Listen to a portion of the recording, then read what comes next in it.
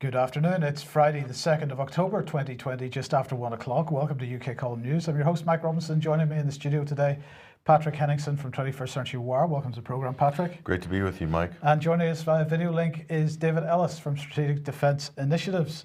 But before we get to David, Pat, let's start off with the big news of the day, which of course is Donald Trump's tweet, which tonight, as in last night, the First Lady and he tested positive for COVID-19. They will begin their quarantine and recovery process immediately. He tweeted, "We will get through this together." What do you make of that? Is this genuine? Is he pulling a Boris? What do you think's going on? What do you mean by pulling a Boris, Mike? No, is it genuine?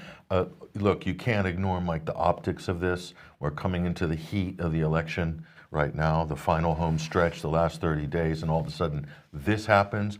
As we remarked earlier before the show, Mike, I think, from a national security point of view, in a normal situation, this would never be disclosed. If you were to test positive for something and not have any symptoms, I assume they're asymptomatic because we saw him at the debate. He looked absolutely fine and as boisterous and aggressive as ever. And so did the First Lady. So why would they disclose this now? I can only guess that this is electioneering. And if you think about it, a 14-day window, Mike, if he comes and emerges from like Lazarus from the cave after 14 days, and his base will be riled up, the rallies, so this would sort of push him quite strongly towards the finish line in the home stretch of the election. So, that's one possible way we could be looking at it. But it's really going to also put the Democrats and the liberal, the left, the lockdown left on their back heels because they can't accuse Trump of faking it because the left and the Democrats are so deeply invested in the COVID narrative, deeply invested in the kind of the campaign of fear that's been revved up over the last 7 months with Anthony Fauci pushing from behind with the pharmaceutical industry. So it's really hamstrung the Democrats, Mike. They can't make fun and say he's faking it because then they're going to undermine the whole kind of COVID Project Fear. So this is very interesting.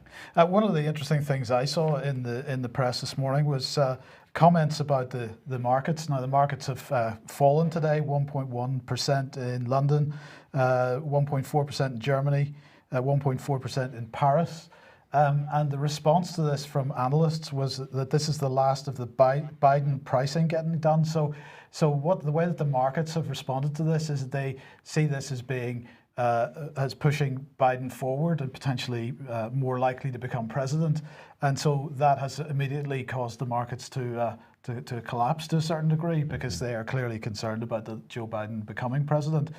And that says a lot about what the markets think about Trump as well. That's what they call pricing in, yes. Right? Pricing in the news. So this is a common term you'll see with financial analysts, Mike. So the only thing that the Biden campaign can counter with here, strangely enough, is if Joe Biden announces that he's tested positive for COVID. So what Trump has done now is he's sucked the energy into his lane in terms of the news cycle, which is what the Trump campaign has always been masterful at. And so he's done it once again. So whether it's real or not is anybody's guess. He could have tested PCR positive, but I'm looking at this as an election definitely an election move that can be leveraged. We don't know what the truth of it is or not, but it can absolutely be leveraged by the Trump campaign. Okay, so let's come back to the UK then. And the empty chamber, the empty House of Commons. Of course, the Coronavirus Act was being voted on for its extension. That passed with not so much as a whimper, 334 extending the Coronavirus Act, 24 against. So the question is, where is the opposition? Before this vote was taken, there were supposed to be 80 Tories, 100 Tories that were going to rebel. But Boris Johnson, in the face of that threat of rebellion, has done a deal. So this was about the Sir Graham Brady amendment. If that had passed, it would have forced the government to put future COVID-19 decisions to a parliamentary vote. Then Boris has sort of caved in on that a little bit. The rebels with the opposition parties really, well, that's what's being said, are angry that restrictions have been implemented without being debated. And of course, Patrick, we've been talking about this over the last number of programmes, because the way that most of these new regulations are being implemented is through secondary legislation, so-called statutory instruments, which ministers are claiming for themselves on the basis of certain historical legislation. It's not really coming to Parliament for review. And in fact, I think it was on Monday's programme, David Scott was making the point that the most recent statutory instrument had been laid before Parliament on a Sunday, when of course the Commons isn't sitting. So this is ridiculous. But if you're paying attention there to what I said, 300 votes for, 24 votes again. So the question is, where is the missing 300? This, I hope David might have something to say about this, but to me this is unprecedented, that 300 members of Parliament did not turn up to vote in either direction for this. For what historically might be one of the most important legislative sessions maybe in modern history, if you think about the ramifications of it, if you think at what's at stake in terms of precedent from a constitutional point of view, as the Walker, vice chairman of the 1922 committee, remarked in his. Well, we're going to see that in a second. Yeah, well, I mean, this is hugely important. How could you abscond in terms of voting? I mean, who's being counted in terms of members of Parliament on this issue? This is a massive story, in our opinion. Right, so absolutely, this is a massive story. Now, just to answer the person in the chat box, these were not abstentions, these were people that did not turn up to vote. So let's have a look here at what Matt Hancock had said. He said, "We will consult Parliament and wherever possible we will hold votes before such regulations come into force." So this was the government attempting to respond to the criticism. Wherever possible is what he said. This is pretty vague. It's not really much of a deal. But you mentioned Sir Charles Walker a second ago, Patrick.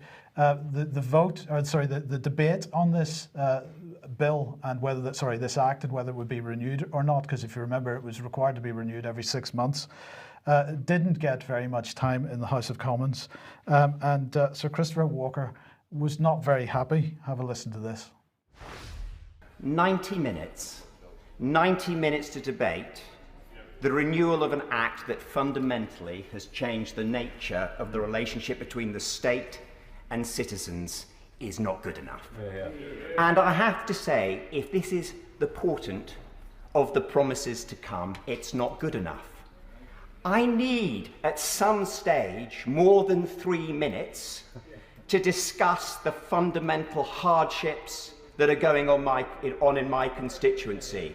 The jobs that are being lost, the opportunities that are being lost, young people struggling to find work, to get back to university, to come back from university. 90 minutes is an utter disgrace. It is actually disrespectful to this House, and it is disrespectful to colleagues. And I'm sorry, Secretary of State, if I sound... Actually, I'm not sorry that I'm angry, because a lot of people in this place are angry. We want to see this virus beaten, of course we do, but it would be nice, just nice, if this House was shown some respect. So he held it together pretty well right until the end, Patrick, but that was a man who was pretty angry. And so he's got lots to be angry about. 90 minutes to debate, that's 3 minutes each to speak, 300 MPs who didn't turn up to vote, and the question is why. Now, of course, there is an arrangement. Remember, this was not abstentions, but there is an arrangement. It's called pairing. But if we go back to 2017, here's the Financial Times making the point that the pairing arrangements had been cancelled. Now, the way that this works is that if, for example, somebody's ill and they can't get into Parliament, or they're pregnant and they're having a baby or whatever, the idea is that if you're voting one way in a parliamentary vote, through the whips, you can arrange with somebody who's voting the other way that neither of you turns up, your votes are cancelled out, therefore. Now, occasionally over the years, this has been subverted, and in fact, that subversion in one case resulted in a British government collapsing. But nonetheless, in 2017, this arrangement was cancelled. Now, I haven't been able to find anything which tells me that that was reinstated at the end of the 2017 to 2019 parliamentary session. It may well We're have still been. looking, so if Still, anyone has any information about absolutely. So we're putting a question mark on this. But David, let me bring you onto the program at this point and say welcome. And I'm just really interested to get your thoughts on this situation, because first of all, this is what we're witnessing here with respect to, and in fact, this process began not with coronavirus, it actually began with Brexit. This process of sidelining Parliament, we are seeing the fundamental change in the relationship between the state and us as individuals. And we're seeing Parliament being sidelined by a dictatorial executive. And we're seeing now, it seems, MPs absolutely stepping back from their role as MPs, whether that's because they were too scared to vote against the whips or because there was some kind of pairing agreement. This is still to be understood. To be on, but the outrage really is that Charles Walker there needs. I mean, he's only got part of the story, hasn't he? The focus has to be on the fact that 300 MPs didn't turn up to do anything. So Parliament is being subverted, Parliament is being sidelined, the government is effectively giving Parliament and the MPs a P45. You know, they really need to wake up. But this is a twofold process. The general public are actually the ones that have been betrayed, that have voted for these MPs that purport to represent them, because there's the failure. The democratic failure is there. So I find this very, there's the focus of the outrage and the anger. It needs to come from the public back onto the MPs. You have failed to do your job, which is to represent us and protect our rights, privileges, and freedoms. Absolute failure. Now, what I find shocking with this, so we've got another one of these Brexit organisations has just put this out, and I focused on this because it kind of it's sort of going along the same lines there as we've seen from a lot of those MPs, and we've not really had the backup from the Speaker. That has, his conduct hasn't been really satisfactory to make sure that Parliament does its job, but the MPs thereby have to do their job, and they haven't. Clearly, 300 of them have failed to do their job. So we've got Jonathan Isby here, who's written and arguing on a new Brexit group, by the look of it, called Politia. And he's saying that the democratic outrage is that ministers have been able to introduce new laws restricting our freedom without recourse or debate or a vote on these measures in Parliament. Well, actually, that's not really it, is it? Well, to an extent, ministers have done it. But the outrage is the MPs have failed as a whole. There is the outrage, and the public need to focus on the fact that their MP, whoever it is, has let them down. The government is simply trying it on. So, I think, credit to Sir Charles and a few of the others in there and the 24 that voted against. But that clearly what that needed was a majority to go in there and vote this down and stop it. It's very simple. If Parliament doesn't like it, the people don't like it, and the MPs don't like it, they just say no. That's it. Well, that indeed should be it. Now, just for the record, let's just look at who did vote against this. The Tories that voted against the whip were Peter Bone, Philip Davies, Philip Hollowbone, Esther McVeigh, Desmond Swayne, Charles Walker, and William Wragg. On the Labour side, with Rebecca Long-Bailey, Dawn Butler, Kevin Jones, John Speller, Graham Stringer, and Derek Twigg. And then Caroline Lucas, who's of course Green Party, she voted against, and all the Lib Dem MPs voted against extending the legislation. So that's who voted against. Now, David just mentioned the fact that the Speaker isn't doing his job, or not doing a very good job at the moment. Here he is, Lindsay Hoyle. The way in which government has exercised its power to make secondary legislation during this crisis has been totally unsatisfactory.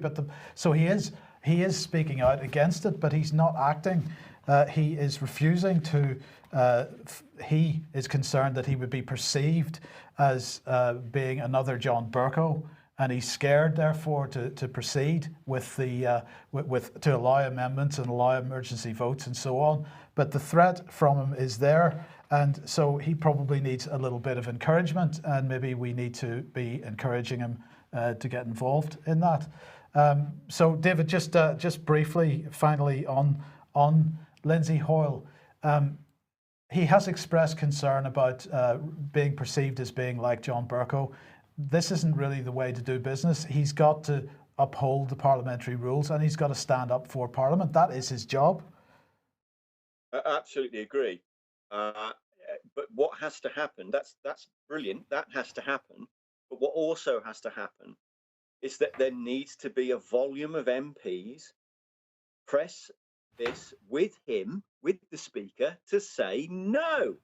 Yeah. It's that straightforward. The public pressure needs to go onto the MPs. This is unacceptable. You are allowing government to run amok, and they are effectively now, as it's been said in there, and there's a few MPs that have said it, that this is becoming dictatorial, and that is correct. It is, making secondary instruments on a Sunday evening at 7 p.m. or something or other should leave nobody in any misapprehension as just what the status of affairs is. But this is where the focus has got to go. Public to the MPs, MP into the House and the Speaker, and they have got to muster and say no. Yeah. This carries on much longer. We won't have a functioning democracy, or a functioning that won't be a government. It'll be something else. Well, I think we're already at that point, David. Sorry, Patrick. And I just want to add, I think it's incumbent on people who are constituents to find out, where your MP was during this vote. Yes. And to further on to what David said, not just even if they're voting it down, but even if they're voting in support of it, it would be good for constituents to know where their member of parliament stands, one way or the other. Isn't that how democracy is supposed to work? And right now we have this giant black hole. This is just gaping void in terms of knowing where people stand on this, what could be historically one of the most important constitutional pieces of legislation ever. Now, of course, the UK column has been somewhat critical over the last period of the devolution process and the policies behind that, or the reasons behind that devolution process. Sometimes devolution doesn't go terribly to plan as far as the government is concerned. And so we've got to say well done to Andy Preston, the Middlesbrough mayor, who tweeted this out. Government restrictions are unacceptable. We tried to communicate with government, but they didn't listen. They're imposing restrictions that will kill viable jobs and damage mental health. I do not accept the government's intended restrictions. They're based on ignorance. Updates to follow. So he pushed out a little video clip with this tweet. So let's just have a listen to what he said. Hi, the government's just made an announcement about strict measures coming into Middlesbrough and Hartlepool. I have to tell you that I think this measure has been introduced based on factual inaccuracies and a monstrous and frightening lack of communication and ignorance. I don't accept the statement at all. I don't accept the measures. We need to talk to government. They need to understand our local knowledge, expertise and ability to get things done and preserve jobs and well-being. We're really disappointed. As things stand, we defy the government and we do not accept these measures. We need to get COVID under control and we need to work with people to find a way of preserving jobs, mental health. Okay, so he's absolutely refusing to comply unless it becomes a legal requirement for him to comply. But his last sentence was telling Mike, he says, we need to get COVID under control. And although we absolutely agree with everything that he said, we keep hearing this caveat, whether it's from Vice Chairman Walker, from the 1922 committee, or from this gentleman here. We need to get COVID under control. COVID doesn't need to get under control. If you look at the data and the science, COVID is already under control. It's no longer a pandemic. That's what the data is telling us. That's what the Center for Evidence-Based Medicine is telling us. This is what the National Statistics Office is telling us in terms of hospitalizations and deaths, Mike. Okay, so this is a very good point. So he is taking a stand here, but in a sense, as you point out, he's only taking half a stand because he's still buying into the narrative. Yeah. He's got to take the full stand. Now he did publish an article in the Mail. Here it is. New COVID rules are unjust, cruel and illogical. Middlesbrough Mayor Andy Preston explains why he rejects local lockdown measures being imposed on the city. So he has written this article and he's saying people in my town are frustrated, angry and dismayed at the government's draconian proposals to impose even more oppressive local restrictions. There's nothing compassionate or pragmatic about what Health Secretary Matt Hancock intends to do. It's badly thought out, illogical, and despite what the government claimed yesterday, it's not based on consultation with councils or local experts. He said, of course, stopping the spread of the virus has to be the government's priority. So that's your point, Patrick. But this must be done with an awareness of the pain and isolation that isolation can inflict and the damage it does to mental and physical health. Above all, for God's sake, he said, we have to do everything possible to preserve people's livelihoods. He said to me, it's obvious that anyone should be allowed to visit a relative or a friend in their garden, have a cup of coffee while remaining well distanced. And of course, we should be able to meet them for a chat at a well-run, socially distanced coffee shop. So again, it all comes with caveats. But nonetheless, he is taking a stand absolutely critical in this article of the so-called science behind what Boris is doing. And by the way, the tweet that we just showed from Preston had a Donald Trump profile icon on. That's a mistake. That was just a carry on from the previous slide. So that wasn't Preston's wasn't his actual Twitter profile photo. No, that's true. That's true. Now, let's stick with the mainstream press here for a second, and an absolutely spectacular article in the Express from Frederick Forsyth. Boris Johnson has become the servant of incompetent scientists, says Frederick Forsyth. He says, over a span of 60 years as a journalist, covering mainly general news in a dozen countries, I've become intrigued by a study of how humans are actually governed. At the optimum end is the elective parliamentary democracy, which Britain once was.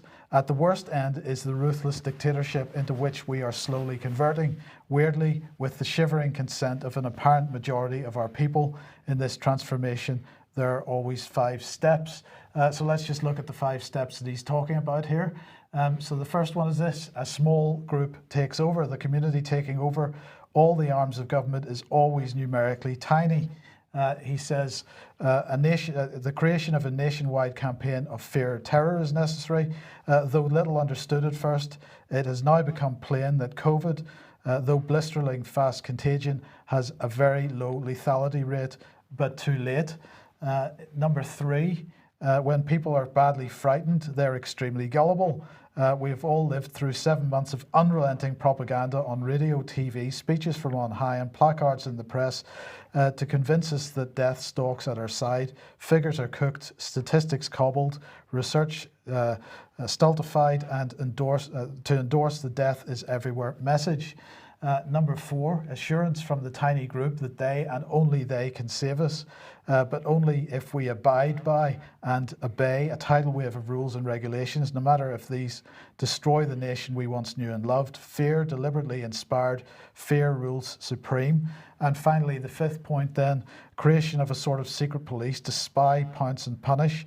There will always be dissenters, he says, who must be dealt with, as I witnessed years ago in my year in East Berlin. Back then, it was estimated that a full third of East Germans spied on and informed on neighbours for the Stasi.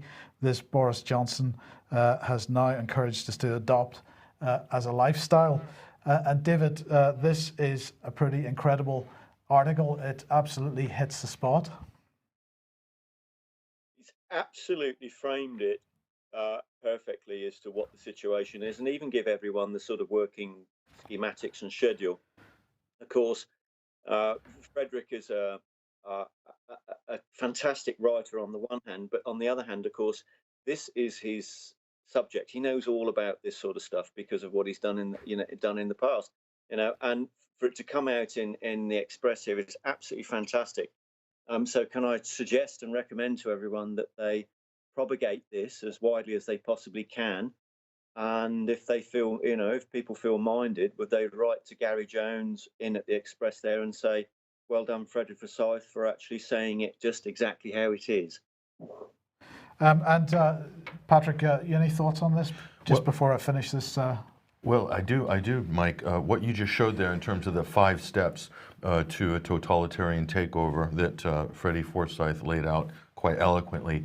If you look across the channel to the continent, look at what is happening right now in Spain. We've been on the phone to people in Spain this week. We will share some of that information in the subsequent programs with the UK column, but they have gone absolutely down the Alice in Wonderland rabbit hole with regard to masks, fines, people snitching on each other. I mean, absolute horror stories that we're getting from Spain, to the point where people are absolutely terrified to do or break the rules, and they're terrified about what their neighbors or people will say. There's businesses that are being threatened with shutdown if one of the employees tests positive for COVID, or a customer, God forbid, comes in without a mask into a restaurant. I mean, so you're getting a Eastern European type flavor of people settling scores, old scores, through the current crisis. That's what happened in Eastern Europe, snitching on someone to get their business shut down, and just absolute terror and fear. So this is what's happening in Europe in some places. Is this what the British government want to have happen in the UK? Is that the optimum environment for enforcing the COVID culture, to have that type of a situation, that atmosphere, like they have in Spain? I certainly hope that's not what people want to see. Absolutely. Yes, absolutely. Now, yesterday, David, you interviewed Anne Widdecombe, former Brexit Party MEP, and of course also a former Conservative Party Shadow Home Secretary. Now, we've just got a little bit of video from this, but one thing that struck me, David, and we'll get your comments on this after we watch the little video clip, is actually she's recognising the same things that Frederick Forsyth is writing about in the Express. So let's just have a quick listen to this. I absolutely would not support the military assisting the police in keeping civil law in this country. It's not their role. However, it sounds like a last chance saloon when you throw in the squaddies to go alongside the police. And the ability of people being told to snitch on their neighbours. You know, we're running a quasi-Stasi here. We're not seeing cabinet government at the moment. What we're seeing is a dictatorship of a few under emergency powers. So a dictatorship of a few, David, under emergency powers? You cannot underestimate the strength of what Anne and Rusty were talking about there. They're absolutely in parallel with Frederick Forsyth with how they see the current situation. The important thing to bear in mind here is that Anne has been in cabinet government and held numerous portfolios. She's also been Shadow Home Secretary. This is somebody that knows how the system works, and she knows how the engineering works, both to do it and both to undo it. That's the key thing here, is that she's come at this, she's absolutely pulled no punches. It's a fantastic interview. Please go and watch it, because what she's got to say is very, very important. There's some really explosive comments in there. I think particularly the one that really struck home for me was the dictatorship of the few and the Stasi state. But the fact that we've done this sort of, and you would think it was scripted, but it wasn't, that Freddie there has come in and in exactly the same fashion is very timely, because what it suggests is we're not on our own seeing it like this. A lot of other people are seeing it as well. But what we have to do, we come back to those MPs again, is they have to do their job. And if they don't do their job, they've got to be pushed to do their job. And, we're in such a dangerous position now with this that it really cannot be understated just how precarious what our country's democracy that we think we're in actually isn't. Yeah. Well, look, David, that was it is a really interesting conversation you had with Anne Widdecombe yesterday. I do recommend, as you say, that people not only watch it, but share it as widely as possible. It's on the UK Column YouTube channel at the moment. It'll be on the website shortly after this news broadcast. Do get it out as widely as possible. Now, speaking of dictatorships, Patrick, of course, the Julian Assange trial has been going on. Defence witnesses have been heard over the last couple of weeks. A delay for apparent COVID scare, as we reported a week or two ago. But the final defence witness has now been heard. That's right. So they've finished the defence testimonies in support of Julian Assange. And so the judge, Vanessa Bareitzer, has announced that they will be rendering a decision with regards to Assange's extradition to the United States, whether Britain's going to do it or not, on January the 4th, 2021. So a New Year's Eve surprise or a total defeat for the supporters of Julian Assange. We'll see what the decision's going to be. So in the meantime, you know, the question then, Mike, is does this give an advantage to the prosecution, or does this give an advantage to the defense? This lag time of 2 or 3 months before the decision takes place. But obviously he's going to stay in prison over that period of time. Yes, unconvicted and uncharged. So this is unprecedented in justice history, that somebody this not charged, not convicted, is sitting in a maximum security prison now for going on 2 years. So this is absolutely incredible. So a lot of people will say that the British government is acting as a stooge for Washington in this particular case, but so many fantastic witness testimonies were aired in the previous 2 weeks that showed the absolute political nature. And the CIA spying on the defense team, the bugging, the surveillance, a kidnapping plot as well, using a connected security service that's contracting for the CIA. I mean, so anybody would look at all of this, the totality of this, and say, there's no way we can allow the U.S. to extradite this person to the United States for, you know, 18 trumped up superseding indictments in 170 years in a federal prison. Knowing that what we know with the evidence that was presented over the last 3 weeks. So the question is, are they still going to do it? Is the British government going to do it? Is this court, this judge, going to do it anyway? That's the big question. Now, of course, she has decided to announce the extradition decision on January the 4th. That's related to the US general election, because they stated that they weren't going to make any decisions until the result of the general election was made clear.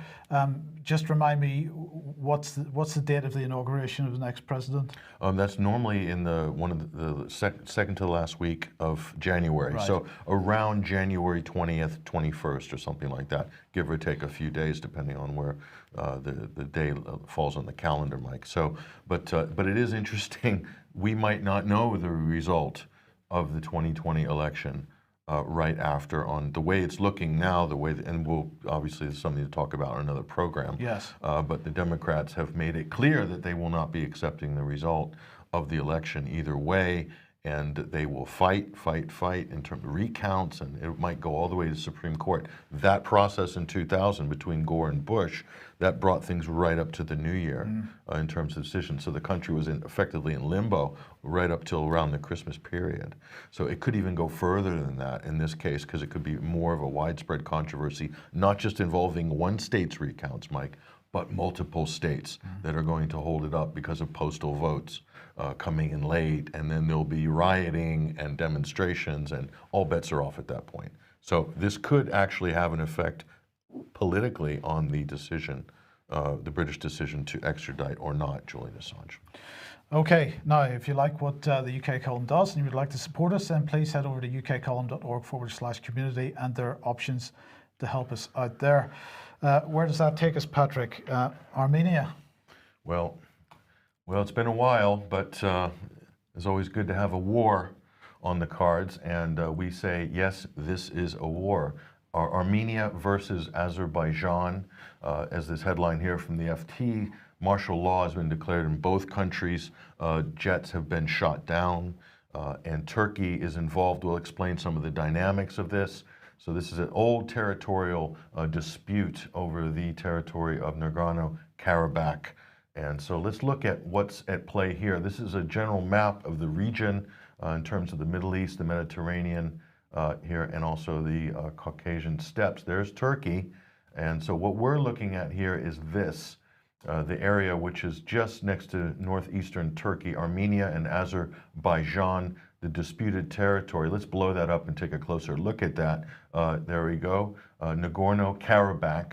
And so the Armenian forces have moved in to occupy parts of Azerbaijan there. And again, this is an age-old So the border drawing of World War I continues to haunt the modern world. Yes. And so they've left these ethnic enclaves here to be disputed over in the future. And so let's look here at how this is lining up in terms of the geopolitics, Mike. So there's not just a few parties involved here, there's many parties involved. Let's look at how this sizes up in terms of support. So on the Armenian side, you've got Russia. They're involved in a defense pact with Armenia. And then you've got Iran really throwing their support, it seems, behind Armenia right now. Syria, of course, a near neighbor, but with a large Armenian diaspora in the country of Syria, very established in Aleppo and so forth. They're probably going to support Armenia there. Now, where does the U.S. stand? The U.S. is playing kind of in the background on this. There's a big, very influential and quite powerful politically Armenian expat and diaspora community in the United States, especially in California. So an election issue again, potentially? Potentially an election issue, because guess what? A lot of Armenians do tend to vote Republican in America. So this is interesting how this is shaping up. And Israel, I put a question mark, Mike, because Armenia is getting arms from Israel. Okay, so, but Israeli isn't really front and center in terms of political support on this, but they're definitely shipping them arms. So this is a very strange setup here. That's the Collective Security Treaty Organization. That's what Russia is involved with Armenia. So this is a type of a NATO style organization, yeah. Yeah, and it's really grandfathered in from the Soviet Union, because of course Armenia used to be within, as Azerbaijan was within the Soviet orbit there. Now on the Azeri side, you've got Turkey absolutely supporting, giving military support. And I'm going to say this is controversial, but technically, and we'll explain this in a minute, they've got Al-Qaeda on their side, and we'll explain what that means. Theoretically, that means ISIS could also be. And people might think this is a joke. No, this is not a joke. This is dead serious, because if this escalates, you will have the jihadi militant aspect to it as well, that you just can't deny it's going to happen. Soldiers of fortune will be moved into position. Where does the United States stand with regards to its loyalty to Azerbaijan in this case? They've been courting. This is a Cold War. This is a Cold War frontline playground here between East and West. Azerbaijan is absolutely, it's a tug of war that's been going on for decades. And so NATO, if Turkey is involved, Mike, directly, then how long until NATO is? So we'll put those two flags next to each other because they've worked so well together. In Syria? NATO and Al-Qaeda and ISIS have worked hand in hand like a horse and carriage in Syria. So, I mean, we're saying this in jest, but we're dead serious, in fact. And I'll show you just how serious it gets. Look at this story here. This is from the investigative journal. Turkey's Syrian mercenaries in Azerbaijan feel tricked as bodies pile up here. And so it's heartening to know, Mike, as tourism has been decimated during the COVID crisis, the Jihadi Express is running multiple flights every day. So Turkey is facilitating the movement of jihadis from Syria into the front lines of Azerbaijan. And now, so is this how they're going to solve the Idlib problem, by getting everybody on flights from Idlib into Azerbaijan? Well, they've already been doing that with Libya as well, and we'll get into the geopolitics of Turkey's ambitions here, but they're complaining, saying people are dead, torn to pieces. There are 35 people we don't even know anything about. So a quote, Syrian militant in Azerbaijan here speaking to this this journalist here. Now, the point is, I put Syria in quotes there because these Syrian militants who have left Turkey, they're part of the Free Syrian Army. They rebranded to call themselves the Syrian National Army, but they're really based in Turkey. So, but they're not really Syrian anymore because the government in Damascus has completely disowned them. They probably won't even recognize their passports or their nationality anymore. So they're not Syrian militants anymore. They're actually Turkey. They're all ex-Nusra, ex-FSA, ex-Al-Qaeda, but not ex. They're Islamists really at heart here. And so it's all getting a bit confusing, and you're probably at home thinking, oh God, another geopolitical story, what's it all about? So let's explain. If we really want to know what it's all about, let's look at what the security services are saying about this. And to know what the security services are saying, Mike, you want to go to the UK's deep state in-house newsletter, which is also known as the Guardian newspaper, and look at the headline that they're running here, and this pretty much tells you the subtext of this whole plot. Syrian rebel fighters prepare to deploy to Azerbaijan in sign of Turkey's ambition. So Deploy, they use the word deploy with a national military. This is something that this is a word that goes with national militaries, and we're talking about terrorists here. Yeah, and of course, using the term rebel, which is the prescribed term that the British government and the U.S. will use for Al-Qaeda fighters, al-Nusra fighters, and even former ISIS fighters. And there are ISIS fighters within the ranks.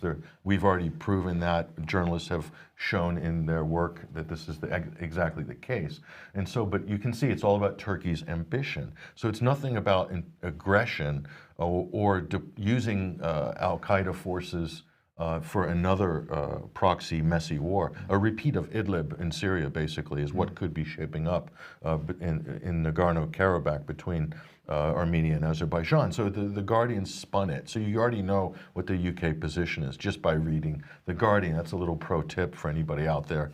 If you really want to know what the UK government's position is geopolitically, just go read the Guardian and look at their journalism. So let's look a little bit closer here. What's it really all about? Well, this is what it's all about. Neo-Ottomanism. There's President Erdogan from Turkey. And if you look at what's happened over the last couple of years, the trend is absolutely undeniable. First, moving troops into Syria, taking territory deeply into Syria, in fact, deeply into northeastern Syria, Idlib, and Afrin and all these areas in Syria that have been occupied at one point or another either by Turkish forces or by Al-Qaeda proxies that are being managed by the Turkish government.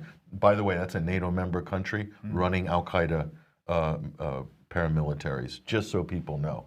So that's the first one there in 2011. And then later, Turkey has done incursions deep into Iraq to basically stamp their foot down around Iraqi Kurdistan and flex their muscles regionally.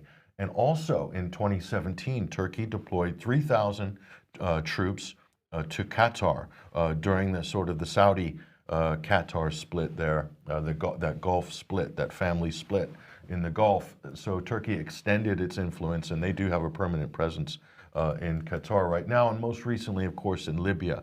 Large amounts of Turkish forces and assets deployed to Libya, as well as the, quote, Syrian rebels that the Guardian's referring to, were also deployed in large numbers in Libya too. So the whole picture here, Mike, is neo-Ottomanism. This is Turkey, what we believe, it's Turkey trying to extend its influence as a regional player, as possibly in the future a global player. This is the vision of President Erdogan, is to reestablish Turkey and to bring the national pride back. Like we said before, it's like MAGA for Turkey, so make Turkey great again. So in that sense, a very similar kind of campaign, nationalist campaign that Donald Trump has been running since 2016. So let's take a closer look at this neo-Ottomanism, and of course, most recently here, Mike, to Armenia. So that's 1, 2, 3, 4, 5 deployments in Turkey's orbit there. So, I mean, if it's once, it's a fluke. If it's twice, it's a possible trend. If it's 5 times,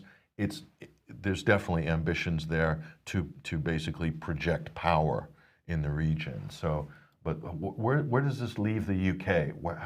How's the UK? What side are they going to take on this? Certainly, they're with NATO. So we've established that, and no doubt they're in the background collecting, signals intelligence for the U.S., for NATO, and things like that. But here, this is interesting. This is the Prime Minister Boris Johnson with President Erdogan, and this is what President Erdogan said back in 2016. There's a bit of Turkishness in Boris Johnson. Now, people might write this off as insignificant, as a kind of a quip. But this is quite serious in terms of how Turkey might view the UK as an ally or a partner if things escalate in the Armenian-Azeri conflict that they've already started in the last 2 weeks. And so we have to look at maybe Boris's family history here. It's a very interesting family history. This is Boris Johnson's great-grandfather, his paternal great-grandfather. His name is Ali Kemal. And so he fled to the UK, I believe, in 1912, escaping from what was boiling up to be the revolution there in Turkey. And so he has pedigree, Mike. His heritage is Turkish. Boris Johnson. And people are probably wondering how come his name is his name Johnson? If he's well, there's a story behind that. The stage name, as many have remarked, is Boris Johnson, but that's not Boris's real name. His real name is Alexander Boris de Pfeffel Johnson, so it's Alexander Johnson. But actually, that name Johnson was a recent addition to the family tree. In fact, Boris's grandfather Osman changed his name from Kemal to Johnson, and so Stanley, his father, Stanley's father Osman had changed the family name. So in an alternate universe, Mike, it would be known as Boris would be Al Kemal. Basically, we're just little tongue-in-cheek there in an alternate universe. So, but isn't it incredible how hard it is to pin Boris down on so many different issues? He seems to oscillate. He's very good at oscillating between all of these different issues. When he was foreign minister and now as prime minister, who is Boris Johnson? This is the question. What does he believe in? What does he stand for? Would he ally with Erdogan in a war, in an Armenian-Azeri war? These are legitimate questions right now because this could escalate into a big East-West Russia versus NATO type situation if it continues on the trajectory it's at now. David, let me ask you what you think about that, what Patrick's just presented. Who is Boris Johnson? Who is Boris Johnson? I mean, yeah, great question. That's really great work collating all that. Hats off to you. I can come at this from a couple of angles. Turkey has always been the hinge between East and West. So, it's been and there's been obviously, a lot of ebbing and flowing over the last sort of 5 years, particularly with Brexit, and we're now seeing the fully unified and soon to be armed European Union that sort of has this geographical same hinge point there of Turkey to the east. So what we've got going on here on two levels is that the superpower competition between America, NATO, and Russia and China is that at the moment there can't be a shooting war between those superpowers because the West tactically cannot engage with Russia and China because of they're outgunned with hypersonic missiles. So they only have one default position, which is nuclear weapons, and that's clearly, hopefully not an option. No one can rule that out, but it's hopefully not an option, and that's why there isn't going to be a shooting war. But just to come back to a couple of key data points here, that when the Soviet Union sort of changed direction in 1989, the biggest lie that was perpetuated in the West was that the Soviet Union and the Cold War was over. Now, that's an utter nonsense because that issue that was called the Cold War was about nuclear weapons. And the nuclear weapons always existed all the way through whatever that change process was. Russia still had them, and the West still had them. America and Britain and everybody else still had them. So that never changed. So to say it was over was really a misrepresentation of what was going on. What it did is it just changed direction.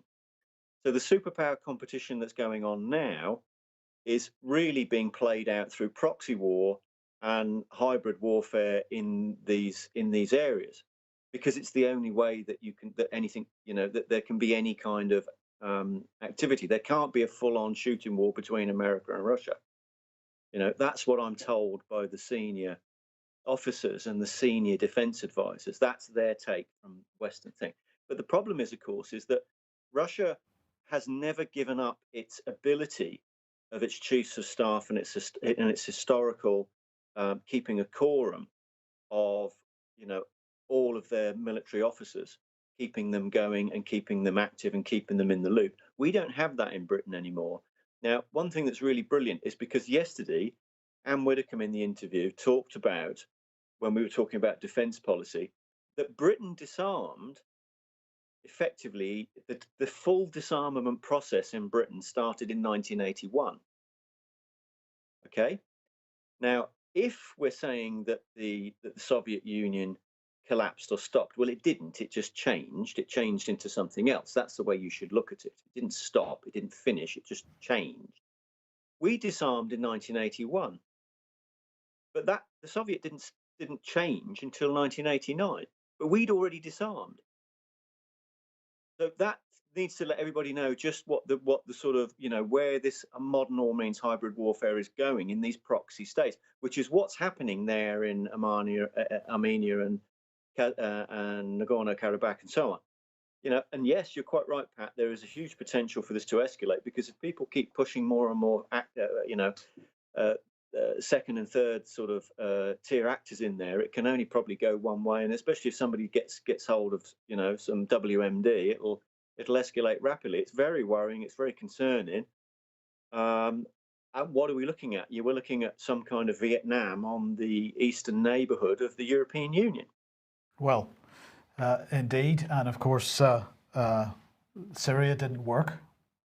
No, they lost Syria. Yeah. The West effectively lost in Syria, but they're not giving up. They don't give up so easily. They can pick up Syria later if they want. But so this is a new front that started. So let's stay on Boris. Let's stay on Al. But let's talk about irony, because irony is something that has been completely defeated in the era of COVID. So let's bring back irony and appreciation for irony. Here's a story that I like. Looking back in 2018, Boris Johnson faces criticism over the burqa letterbox jibe. Everybody remembers this.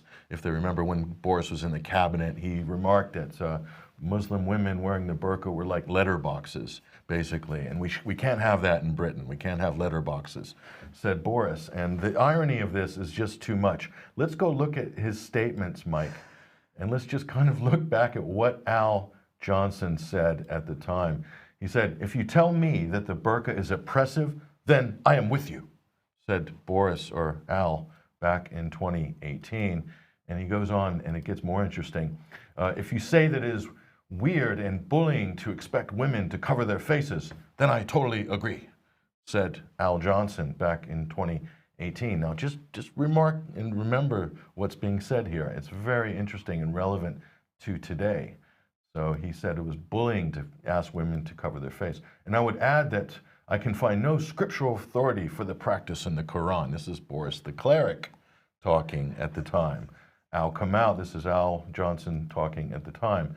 And then he goes on to say, "I would go further and say that it is absolutely ridiculous that people should choose to go around looking like letterboxes," said Al Johnson at the time when he was foreign secretary. So he's really just totally out of sorts, Mike, about this, having women, forcing women to look like letterboxes in Britain. And Boris was outraged at the time. Of course, the media attacked him viciously for these comments.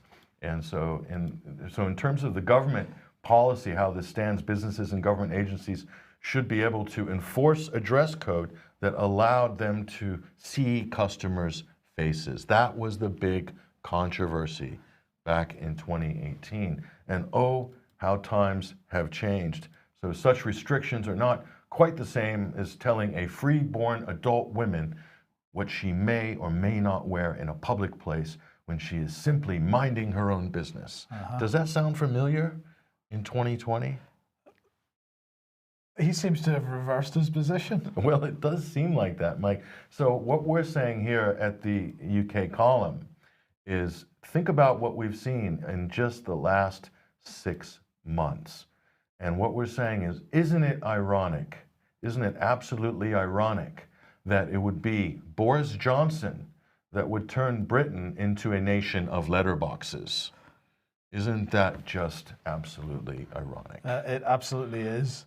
But if we can just be a bit more serious about masks for 1 second. Here is an article from ResearchGate, Masks, False Safety and Real Dangers, Part 1. Now, this is quite interesting because we've talked about in the past number of months about the potential for hypoxia, hypercapnia. So hypoxia is reduced oxygen intake, hypercapnia, increased hypercapnia, increased carbon dioxide in the blood. But what hasn't been discussed until now, as far as I'm aware, is the potential to be ingesting and inhaling fibers from the masks themselves. So what is this saying? There is no biological history of mass masking until the current era. It's important to consider possible outcomes of this society-wide experiment. The consequences to the health of individuals is as yet unknown. Masked individuals have measurably higher inspiratory flow than a non-masked individual. So in other words, we are breathing harder to try and get the oxygen in than we would normally breathe in. And the scientific paper here says this study is of new masks removed from the manufacturer packaging, as well as a laundered cloth mask examined microscopically. Loose particulate was seen on each type of mask. Also, tight and loose fibers were seen on each type of mask. If every foreign particle and every fiber in every face mask is always secure and not detachable by airflow, then there should be no risk of inhalation of such particles and fibers. However, even if a small portion of mask fibers is detachable by inspiratory flow, or if there is debris in mask manufacture or packaging or handling, then there is the possibility of not only entry of foreign material into the airways, but also entry into deep lung tissue and potential pathological consequences of foreign bodies in the lungs. And of course, this is not a peer-reviewed paper yet. It's still up for peer review, so we don't know what the final outcome is of that is going to be. There's still more research required, but the key point here, as we've been stressing for so many weeks and months now, is that there has been no risk assessment done by governments, by local authorities, by anybody on the risks of wearing masks in the way that we're wearing these masks. And what are we looking at here, Patrick? Potentially in the future, serious lung problems, potentially cancer from having ingested quantities of small fibers. I think we've seen this type of thing before, haven't we? Well, you're talking about artificial fibers, petroleum-based products, various different, microscopic elements that are not healthy when they're embedded in your soft lung tissue. So this isn't a normal situation. Normally, surgeons wearing cotton masks and things like that, organic material. Now you've got a whole range of just about anything goes in terms of masks. So this really speaks, Mike, to the ridiculousness of the rollout of the mask culture and the mask industry on the back of COVID. And the fact that nobody's even questioning, if there's any safety. A lot of people remarked in a lot of reports, Mike, they're feeling nauseous, a feeling of nausea when they're wearing masks for long periods of time. And one of the reasons is they're breathing in synthetic fibers constantly. And this is inducing a feeling of nausea. I mean, this is like common sense, medical 101. I mean, why isn't anybody picked up on it? But right now, the mainstream media are absolutely determined, pushing the mask mandate, pushing mask culture, basically backing a government policy on this that, to me, doesn't look like it's intelligent whatsoever. They're not listening to the best possible science. Yeah, indeed. So I'm just going to say one word, asbestosis. Now, do I know that wearing of masks is any way similar to working in an environment where you've got asbestos dust? Of course not. But government doesn't know either, and this is the key point. We've got to keep the pressure on to get some proper risk assessment done before this becomes a long-term requirement. And I mean, if what scientists are saying, and I think it was at UCL, I can't remember exactly who it was saying that don't expect a vaccine in March to be some sudden boon, which means that we're going to be able to take the masks off. It could be 2 years. If people are going to be required to wear masks for this length of time, and particularly people that are working in retail outlets and so on that are required to wear them for 8 hours a day in the store, this has the potential to have a massive impact on people's health. So I can just see the stories coming out in 2 years' time, like, oh, if only we had known at the time. It'll be in the Telegraph on the front page. Dangers of wearing masks has caused a new epidemic of X, whatever it is. I mean, I can just see the media doing their usual sort of after-the-fact coverage on this, and the shock and the outrage. Once again, the cure is worse than the disease. Absolutely. Now, just quickly to end then, well, here is Ursula von der Leyen. It's off the court that we go, is what her message was yesterday. EU begun legal proceedings against the UK. This is because of the internal market bill and the demand by the EU to make changes to that bill before it goes through any further through Parliament.